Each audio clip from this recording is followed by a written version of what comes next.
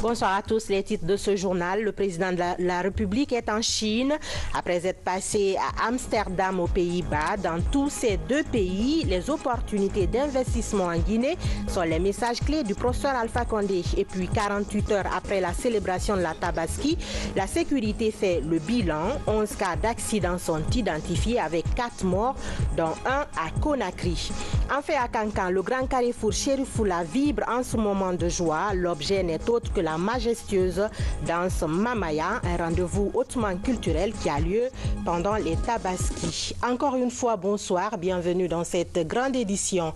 Le président de la République est en séjour en Chine où il est allé échanger avec plusieurs chefs d'entreprise sur les opportunités d'investissement en Guinée, notamment dans les secteurs des mines, de l'énergie et de l'agriculture. Mais avant, professeur Alpha Condé est passé par Amsterdam aux Pays-Bas pour parler du renforcement de l'axe Conakry-Amsterdam avec les ministres de la coopération et des affaires étrangères de ce pays. Commentaire Sanassi Keita. Deux ministres du Royaume des Pays-Bas se sont entretenus avec le président de la République. D'abord, tout a commencé avec la ministre de la coopération ici à Amsterdam. Les entretiens entre professeur Alpha Condé et Ploumen ont gravité autour du financement des grands projets de développement en Guinée, notamment l'énergie et la santé. La ministre de la coopération hollandaise a clairement exprimé son souhait au chef de l'État de faire en sorte que le gouvernement guinéen bénéficie sans détour du soutien des Pays-Bas dans la réalisation de nombreux projets en faveur du peuple. Et juste après, le chef de l'État a reçu en audience le ministre des Affaires étrangères du Royaume des Pays-Bas. Au menu des discussions entre professeur Alpha Condé et Koïgenbert, le renforcement de l'axe de coopération Conakry-Amsterdam. Les secteurs de l'éducation, de la santé, de l'énergie, de l'agriculture ont été largement évoqués au cours de cet entretien qui a duré une quarantaine de minutes. À Xiamen, en République populaire de Chine, le chef de l'État a échangé avec le secteur privé chinois sur les opportunités d'investissement en Guinée. Plusieurs chefs d'entreprise évoluant dans les secteurs des mines, de l'énergie, de l'eau, de l'agriculture, de la construction des logements sociaux, des nouvelles technologies de l'information et de la communication ont été reçus par le président de la République. Tour à tour, ces hommes d'affaires de l'Empire du Milieu ont exprimé brièvement leurs projets et ambitions pour le développement de la Guinée au professeur Alpha Condé. Professeur Alpha Condé qui leur a d'ailleurs grandement ouvert les portes du pays pour travailler dans un esprit de partenariat mutuellement bénéfique. Une manière surtout de consolider et de diversifier davantage les relations de partenariat entre Pékin et Conakry. Ici à Conakry, la Société des eaux de Guinée travaille pour que le volume d'eau qui arrive dans les ménages soit le bon. Toutes les conduites défectueuses vont être remplacées dans la capitale, mais l'opération concerne surtout les zones en hauteur et toute l'équipe technique de la SEG est à pied d'œuvre pour la réussir. Nabi Kamara. Après les travaux de remplacement des conduites Anta-Sangoya, l'heure est à la normalisation du réseau de distribution de l'eau potable dans la ville de Conakry. Il s'agit de remplacer les tuyaux ovalisés, aplatis ou qui ont cédé sous le poids de l'âge. Les zones en hauteur de la capitale tributaire du projet financé par la JICA sont les plus concernées par cette opération d'envergure. Ce sont notamment les réservoirs de Simbaya, Koloma, Kaloum et Aviation. Si avant, dans certains réservoirs, on n'avait pas 10 mètres cubes à la minute, aujourd'hui, c'est des débits allant jusqu'à 25, 26, voire même 27 mètres cubes à la minute. Donc ça veut dire qu'il y a un peu plus d'eau, il y a même trop d'eau qui arrive au niveau de nos ouvrages de stockage. Et pour que cette eau-là serve la population, il faut qu'elle soit totalement consommée. Et pour qu'elle le soit, il faut que les réseaux de distribution qui sont là pour la faire véhiculer fonctionnent correctement. Ces réseaux-là étaient restés à certains endroits pendant 10 ans, pendant 12 ans dans d'autres endroits. Donc ces conduites-là doivent être revues, elles doivent être normalisées, elles doivent être remplacées. Depuis le début de la semaine, toutes les équipes techniques de la SEG sont mobilisées sur le terrain pour conférer à cette opération le succès escompté. c'est-à-dire orienter vers les populations de Conakry le volume d'eau nécessaire pour leur consommation. Campagne agricole 2017. La région forestière se frotte les mains. Le président Alpha Condé vient d'y acheminer d'importantes quantités d'engrais et d'insecticides. Pour une prévision de 1000 tonnes, déjà 1141 tonnes sont stockées dans 5 magasins de la commune urbaine de Zérékoré. Des magasins de stockage que contrôle la commission de réception préfectorale conduite par le préfet. Reportage Mohamed Salihou Paye, Aboubakar Junior Camara. Il s'agit d'engrais de couverture, d'engrais maraîchers et de reconstitution, ainsi que d'herbicides total et sélectifs. Pour s'enquérir de la bonne conservation et de la distribution des stocks, la commission de réception préfectorale s'est rendue dans les magasins d'intrants agricoles. Je voudrais profiter de l'occasion pour franchement remercier le président de la République, remercier le gouvernement pour les efforts qu'ils sont en train de fournir pour accroître réellement la production et la productivité dans notre pays. C'est la direction préfectorale de l'agriculture qui a la mission de la mise en œuvre effective de la politique agricole du gouvernement avec une équipe mixte composée des cadres de l'AMPROCA et de la chambre préfectorale d'agriculture. Si avant on ne s'occupait que de culture maraîchère, plutôt vivrière, le président est venu encore nous donner un autre programme qui est très important, la relance des cultures pérennes, dont le café, le cacao et le palmier. Et cela se matérialise par l'arrivée des différents engrais dont il venait de parler, c'est-à-dire l'engrais cacao. Tous ceux qui vont payer le cacao, tous ceux qui sont en train de payer le cacao s'intéressent déjà à la présence de massif des engrais cacao. Tous ceux qui viennent pour le palmier, c'est la même chose. Et depuis que la Guinée est la Guinée, c'est ma première fois de voir l'engrais stocké. Dans notre magasin, on a 5 magasins remplis d'engrais. Ça, c'est le premier magasin d'abord. Et à Tilepoulou, chez le DPA, on a 4 magasins. Donc, je tiens à le remercier. Je tiens à remercier son gouvernement. Je tiens à remercier la Chambre nationale d'agriculture. La difficulté majeure dans ces magasins est le manque total de palettes à tous les niveaux qu'il faut corriger dans les brefs délais.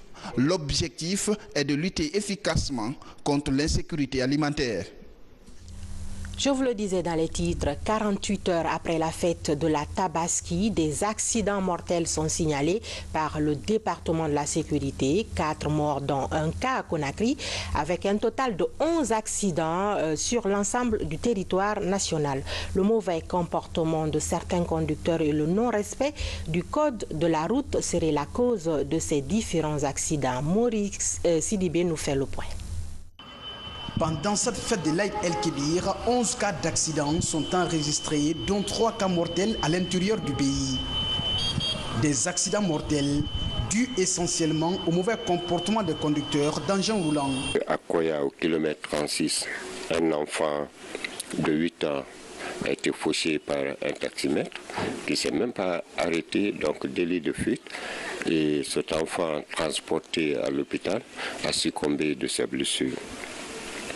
À l'abbé, vers 9h le jour de la fête, une moto aussi a eu à percuter, à faucher un inspecteur de police qui traversait pour rejoindre le service. À Bouquet, c'est un accident mortel aussi, moto contre véhicule, à vivre à allure. Donc il est venu aussi percuter une voiture en position de stationnement au niveau de la douane. Et celui-là qu'il remorquait donc avec la chute a succombé de ses blessures. À Cancan, c'est un accident mortel.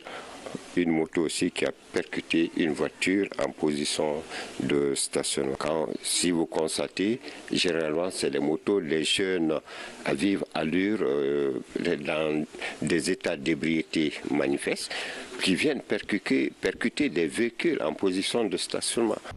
À Conakry, un cas de mort est survenu à Bambeto.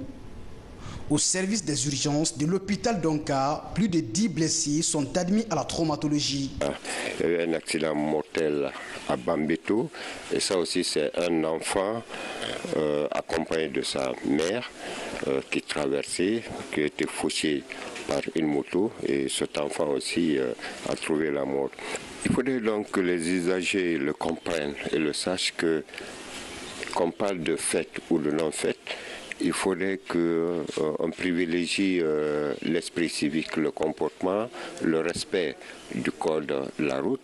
On a sensibilisé les uns et les autres de faire beaucoup attention ce jour. Le jour de la fête, il y aura beaucoup d'enfants, de nos enfants, qui vont déferler sur la voie publique. Donc de faire en sorte quand même qu'on puisse gérer quand même ces engins, puisse gérer notre comportement, faire en sorte qu'il n'y ait pas d'excès de vitesse. À la police routière de la Minière, 3 voitures accidentées sont stationnées pour mieux réguler la circulation routière avant, pendant et après cette fête de Tabaski.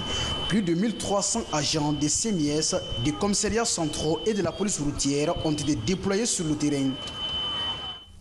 Direction Labé, les cadres du district sanitaire de cette région veulent désormais des données de qualité en ce qui concerne les informations sanitaires de routine. Pour y parvenir, une formation est organisée pour doter les participants de tous les outils nécessaires à la bonne transmission des informations sanitaires dans les districts. Reportage Valérie Talimanet, Sarafdine Diallo. Accroître la performance du système d'information en termes de qualité des données sanitaires est la préoccupation du département de la santé. À Labé, les cadres des 5 districts sanitaires suivent une formation de renforcement de capacité. L'idée est d'outiller ces acteurs en technique de collecte de données afin de faciliter les prises de décisions efficaces dans l'exécution des tâches du système d'information de routine. Cet atelier nous a permis de renforcer nos compétences en technique de supervision formative, mais aussi en l'évaluation des compétences et de l'évaluation de la qualité des données. Ça nous permet d'être outillés pour améliorer la qualité des données. Sans les données, le système de santé ne peut pas évoluer. C'est à partir de l'analyse des données qu'on peut vraiment évoluer, qu'on peut rendre performant le système de santé guinéen. Cette rencontre de 5 jours permettra de vulgariser des outils du système national d'information sanitaire. Avec l'implication du projet Meazur Évaluation qui accompagne l'initiative, un manuel de gestion des données, des outils de supervision au niveau sanitaire de Labé sera élaboré. Nous sommes assez optimistes, d'autant plus que par le passé, la région de Labé a montré quand même sa disponibilité à mettre en pratique tous les outils qui sont élaborés par le ministère et mis à leur disposition. Je vous rappelle qu'une donnée sanitaire bien traitée aboutit toujours à des décisions utiles à la population. Et Dieu merci, pendant les 5 journées, franchement, nous avons vraiment eu affaire à des participants vraiment qui étaient prêts à nous recevoir et qui étaient prêts à changer. Au cours de cette formation, 4 thématiques sont abordées. Elles ont servi à faciliter les différents exercices de simulation et les visites de terrain. L'application rigoureuse de ces nouveaux outils sur le terrain devrait permettre au personnel de santé de renforcer la surveillance et la pyramide sanitaire en Guinée.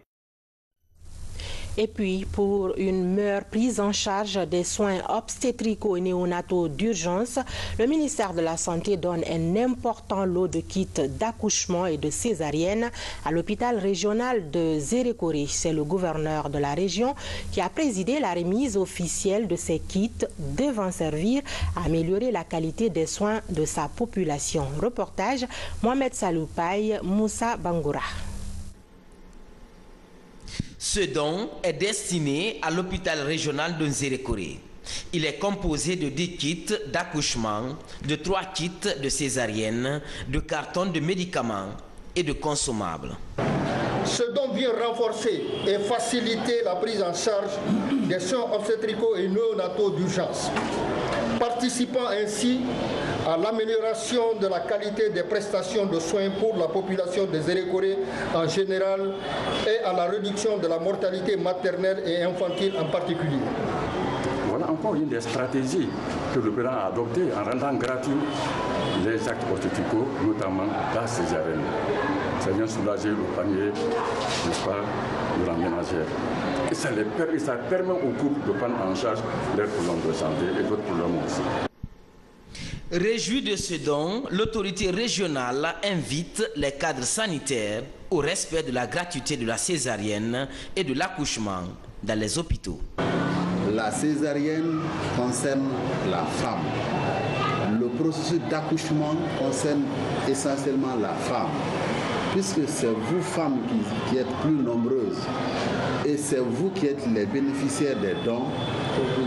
Je vous invite à aider les autres femmes qui viennent dans notre structure pour que le taux de souffrance en matière d'accouchement, en matière de gestion du processus de l'accouchement, que ces charges diminuent à la suite des dons qui viennent d'être faits.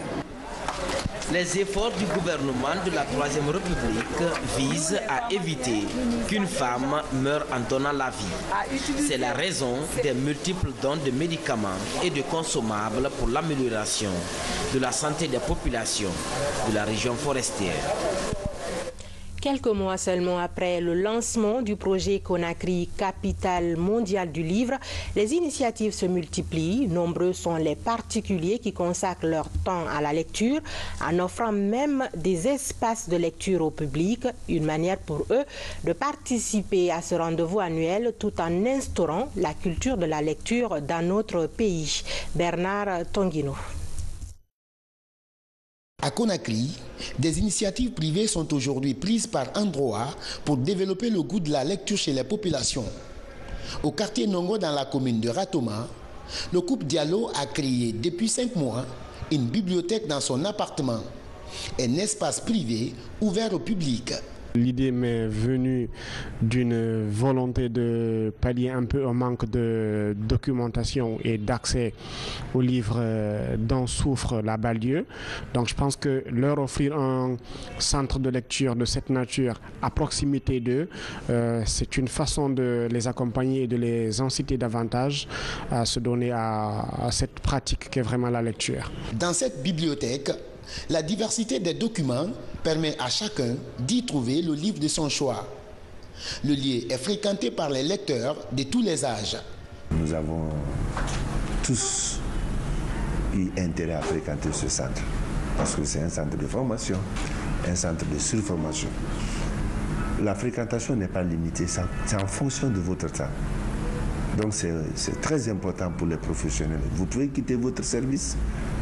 À 20h, vous venez, le centre est disponible, vous êtes là jusqu'à 22h, 23h.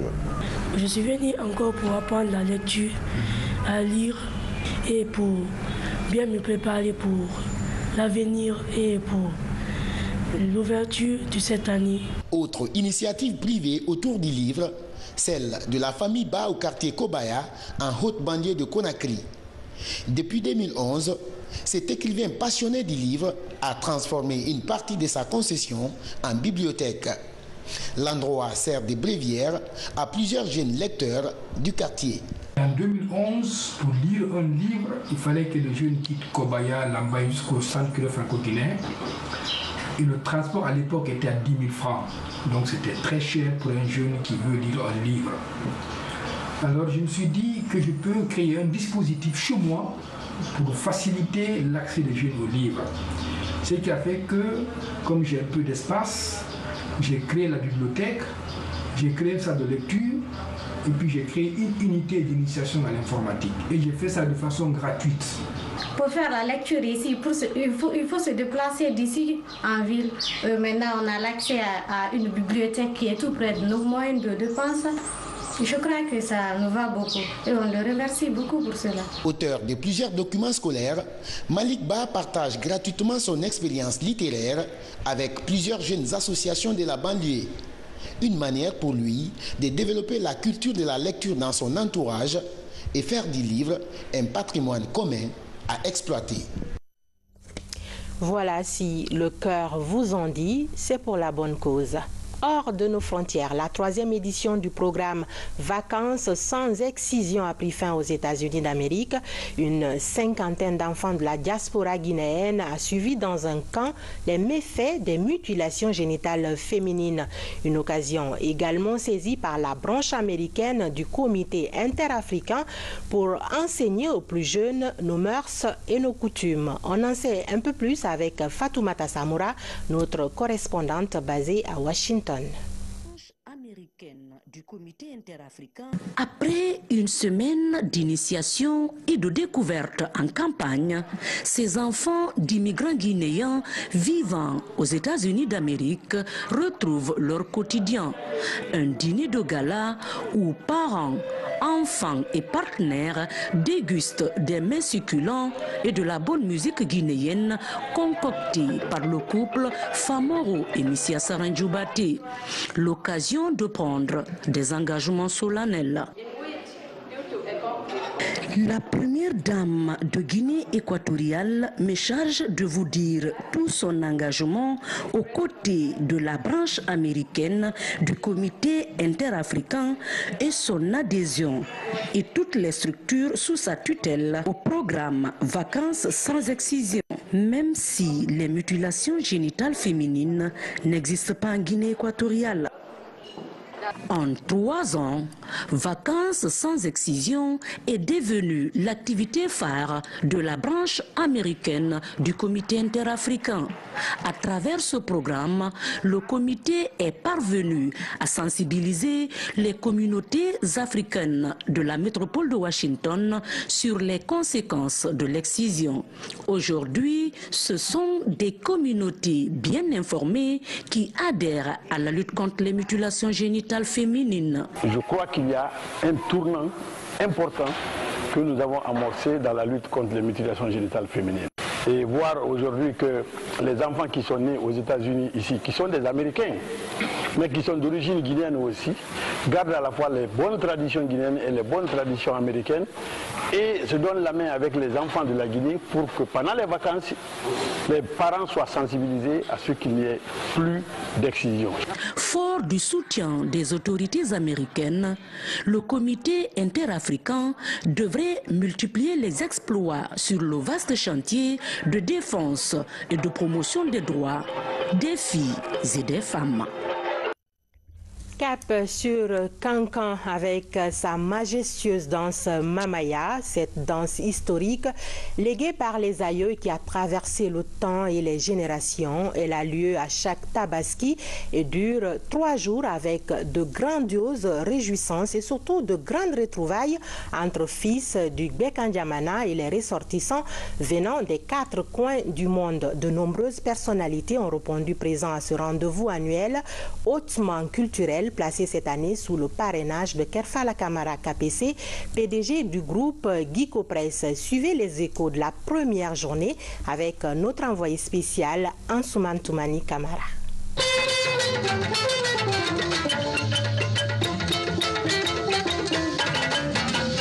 Parti aux États-Unis d'Amérique à l'âge de 6 ans, Fantagnan est parmi ses nombreux fils de Kankan à prendre part cette année à la traditionnelle danse Mamaya. Comme certains de ses camarades d'âge, ses pas de danse et autres gestes d'allégresse ont été moulés lors des séances de répétition d'une semaine qui précèdent chaque fête de Tabaski. I'm from Los Angeles. My father and mother is from Kankan, Senkuna, and Banangoroda. I am Kankanese, and we're here to have fun and support each other. La Mamaya, c'est une grande opportunité pour moi de voir mes frères et sœurs qui ne sont pas en Guinée ici, qui ne viennent qu'une seule fois par an, c'est-à-dire pour la fête de Tabaski. Et à cet automne-nord aussi, nous sommes là pour la Mamaya. C'est une grande joie pour moi parce que ça fait une fierté de la ville de Kankan. Depuis 3 ans, c'est le Seredoudia numéro 4 qui a en charge l'organisation de la majestueuse danse Mamaya. 3 jours d'échanges autour des actions de développement, des retrouvailles sociales, mais aussi de valorisation de cet autre élément de la riche culture guinéenne. Comme à l'accoutumée, les 3 jours de Mamaya. Le premier jour, tout le monde en bleu. Deuxième jour en blanc. Troisième jour en jaune poussin. L'objectif même de ça, c'est quoi? C'est de montrer qu'il n'y a pas de riches, il n'y a pas de pauvres. Que nous sommes tous au même pied d'égalité. Ceux qui viennent ici, nous sommes tous en boubou. Bon, peut-être certains boubous sont brodés, d'autres ne sont pas brodés. Mais l'objectif, qu'on soit en uniforme pour montrer que nous sommes les mêmes. Nous sommes des parents, des frères et des sœurs. Solidarité et égalité s'imposent à tout le monde. Ici, le rang social et les fonctions administratives tombent devant les seules valeurs culturelles héritées des ancêtres. Quand je viens, je me confonds à la population parce que la danse Mamaya, chacun a la responsabilité de faire sa promotion. Au-delà de la Guinée, nous voulons donner une dimension nationale et internationale à cette danse. Je me sens dans ma famille, je me sens avec la population. Et je vois ce soir vraiment l'expression de Nabaya, l'hospitalité de Cancan. Il y a une grande noblesse, il y a un grand, on voit tout le monde est réuni dans la tranquillité. C'est très, on est dans le mouvement. Et quand on est étranger, c'est extrêmement agréable de bénéficier de cette hospitalité. On me répète toujours, vous êtes arrivé chez vous. Et c'est très émouvant. L'animation de la Mamaya, depuis la nuit des temps, est assurée par la famille Sididou, une académie de la musique en Haute-Guinée dont la contribution est singulière dans la composition de la chanson Mamaya.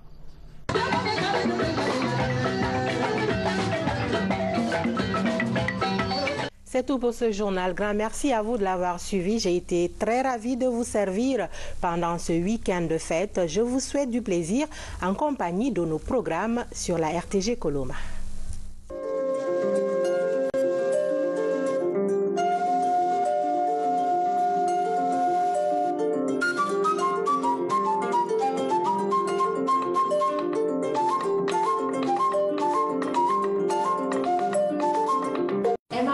Chers téléspectateurs, bonjour. Merci d'être avec nous sur ce plateau d'Africa Logique Compagnie pour suivre ces différents tirages de la journée. Tout à l'heure, nous allons rapidement partir avec le tout premier tirage de la journée. Dîner. Bonne chance à tous ceux qui ont pris un ticket.